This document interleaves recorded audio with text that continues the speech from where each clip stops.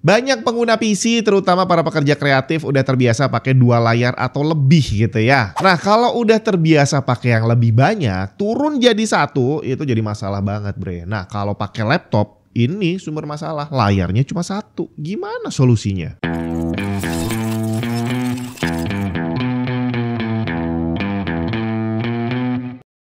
Ini bukan tentang gaya-gayaan. Jadi di kantornya Tech Tips ini, semua yang kerja di sini udah pakai 2 monitor. Ya, nggak ada yang lebih. 2 monitor. Bahkan pekerjaan sesimpel ngetik skrip sambil browsing ide itu jauh lebih enak dilakukan pakai 2 layar. Contohnya nih, misalnya ini saya lagi browsing gitu ya, lagi cari materi. Terus saya mau, oh ini ada materi ini bagus, yang ini bagus, dan mau saya ketik langsung ke dalam skrip. Akhirnya yang saya lakukan adalah saya harus buka program untuk ngetik, gantian nih salah satu. Jadi nggak bisa buka 3 gitu ya. Kalau bisa sih, tapi tulisannya jadi kecil. Jadi akhirnya kalau saya harus kerja di luar kantor dan bawa laptop, ini jadi masalah. Karena akhirnya produktivitas bisa menurun drastis. Salah satu solusi yang saya pakai adalah ini. Pakai monitor portable. Jadi laptopnya bawa, monitor portable-nya bawa, dicolok dan udah selesai. Tapi ini sama sekali nggak praktis karena ini kamu lihat sendiri ukuran monitornya aja itu lebih gede dari laptopnya, bre. Selain itu, kalau pakai monitor yang terpisah, kabelnya juga ribet, konektornya juga banyak yang kepake. Terus lagi kalau kita kerja editing, tone warna monitor bawaan laptop dan monitor portable-nya tadi beda. Mau dikalibrasi pun nggak akan bisa sama.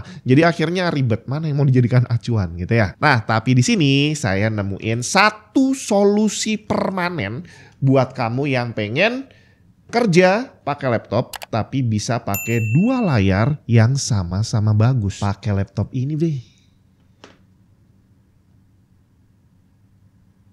2 monitornya. OLED semua lagi. Pakai laptop itu normalnya kan kayak gini nih, nggak usah dibahas lah ya. Nah, begitu keyboard ini dicabut, laptopnya langsung berubah jadi sesuatu yang luar biasa dan penggunaannya juga jadi jauh lebih asik. Kalau untuk standar 2 layar bisa sih dipakai buat ngedit, layar preview di atas, timelinenya di bawah. Atau bikin skrip, monitornya berdiri, yang kanan dipakai ngetik, yang kiri dipakai browsing ide. Atau bisa juga dipakai buat ngegame, yang atas ngegame, bawahnya game guide. Tapi itu pun udah biasa. Ada satu hal lagi yang bisa dilakukan hanya di laptop ini. Ini adalah bagian paling menyenangkan saat menggunakan laptop ini. Jadi dipakai dengan mode 2 layar kayak gini tanpa keyboard, tapi ternyata di sini bukan hanya kita bisa touchscreen di dua-duanya, tapi kita bisa memunculkan keyboard virtual di sini, guys. Nah, kayak gini nih.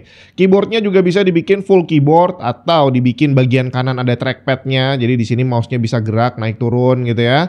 Atau bisa juga dibikin kayak gini. Full keyboard ini trackpad. Asik banget gak sih? Nah, kayak gitu. Terus ada lagi kalau kita coba modenya yang kayak gini. Nah, di sini ada kontrol untuk screen expert. Screen expert ini salah satunya adalah, ini kan masih ada ruang sisa nih di sini. Nah, ini bisa kita atur sebagai ngatur volume, terus ngatur brightness di sini untuk control centernya. Terus bisa juga naikin lagi. Gue asik kan? Terus kita bisa ganti pakai numpad atau bisa juga ditambahin apalagi nih. Nah, ini untuk shortcut, cut, copy, paste, undo dan segala macam. Jadi fungsinya ada banyak nih layar keduanya. Bisa difungsikan sebagai layar, bisa juga sebagai keyboard dan controller yang lengkap banget kayak tadi. Nah, terus ada lagi lanjutannya di sini. Jadi kalau misalkan kita buka nih browser kayak gini ya. Ini kan kita lihat di layar yang atas nih. Ini bisa diginiin, bre. Loh, kok nggak bisa? Nah, dia jadi nyambung, coy. Jadi layar atas dan bawah akan nyambung melihat satu halaman yang sama. Kurang gede, bisa digedein, terus bisa ya di scroll kanan kiri gitu ya. Asik banget gak sih? Terus lagi, ini ada, loh mana tadi kok hilang? Nah ini, di sini kita bisa atur juga untuk mode sharing mode nih ya. Sharing mode ini kita bisa extend flip dulu nih. Extend flip. Extend flip itu berarti kalau di sini saya, kebalik coy. Bentar, di close biar enak ya. Nah misalkan, sama aja. Gini aja nih. Misalkan nih di sini kamu mau pakai berdua gitu ya. Yang atas pengen nonton video. Udah, biarkan temenmu di sana nonton video, kita di sini kerja dong, ya kan? Kita bisa buka kerjaan sendiri di sini. Kita pindah dulu nih. Ini gimana pindahnya nih? Nah, kita di sini bisa mengerjakan sesuatu, yang sana bisa sambil nonton video gitu kan. Terus bisa lagi, ini kita balikin dulu ke kondisi semula. Oke. Let's say ini saya mau presentasi nih, ketemu sama klien gitu ya. Bisa pakai mode yang hampir sama, sharing mode, tapi duplicate flip. Nah, ini akhirnya depan dan belakang kita berhadapan, saya bisa sambil langsung presentasi. Dua-duanya akan melihat barang yang sama, tanpa harus sebelah-sebelahan gantian ngelihat layarnya. Dan ini karena dua-duanya layarnya ini adalah OLED dengan kualitas yang sama karena sama persis, berarti tidak ada yang berkurang. Jadi kalau saya sedang mempresentasikan hasil foto atau hasil video, tone warna yang ada di sana dan yang ada di sini akan terlihat sama. Asik banget nggak sih? Ini adalah Asus ZenBook Duo X8406CA. Waktu keluar dari kardusnya memang terlihat seperti laptop biasa, tapi keyboardnya bisa dilepas dan di bawahnya tersembunyi satu monitor lagi dengan spek yang sama persis dengan monitor utamanya. Dan karena OLED, layarnya bisa tipis, ringan, dan praktis pastinya ya. Apalagi ditambah dengan prosesornya yang bertenaga AI. Nanti kita akan sampai ke sana. Kedua layarnya berukuran 14 inci, resolusi 3K 2880x1800, 120Hz refresh rate, dan panelnya OLED. Dan monitor OLED yang ada di monitor ini performance-nya lebih bagus daripada monitor OLED desktop yang pernah saya tes loh. Response time tertulis 0,2 millisecond, brightness maksimum 400 nits dan peak-nya bisa 500 nits pada mode HDR. Color gamut 100% DCI P3 dan yang asik, dua monitor ini touchscreen semua. Karena dia adalah OLED, semua yang tertulis di spek kemungkinan besar memang benar, terutama response time. Gambarnya pasti bening, gak ada ghosting sama sekali. Beda dengan monitor IPS yang biasanya angka berapapun yang mereka tulis tidak pernah benar atau at least 95% benar doang kali ya. Dan di sini kita dapat dua monitor OLED semua. Bagaimana dengan spek yang lain? Dengan tampilan laptopnya yang cantik dan ramping, saya nggak nyangka kalau ternyata speknya gahar banget. CPU menggunakan Intel Core Ultra 9 285H, 16 core 16 thread dengan AI Boost NPU yang bisa mencapai 13 TOPS, RAM 32GB LPDDR5X, SSD NVMe Gen 4 2TB dan Graphic Integrated Intel Arc 140T. Dan semua itu termasuk dua layar OLED-nya bisa masuk ke dalam laptop yang tebelnya cuma 14,6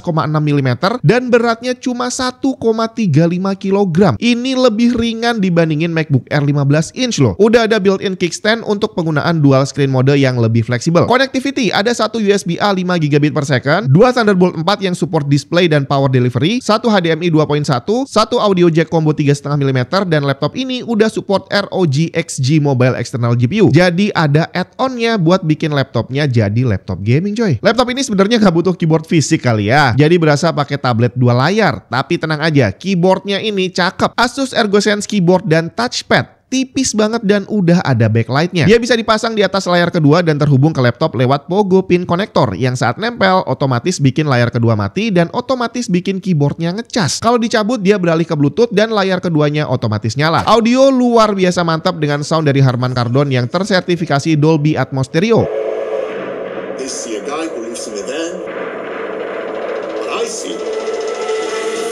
I'm offering you an open seat in Formula One. The only place you could say, if you win, you are the absolute best.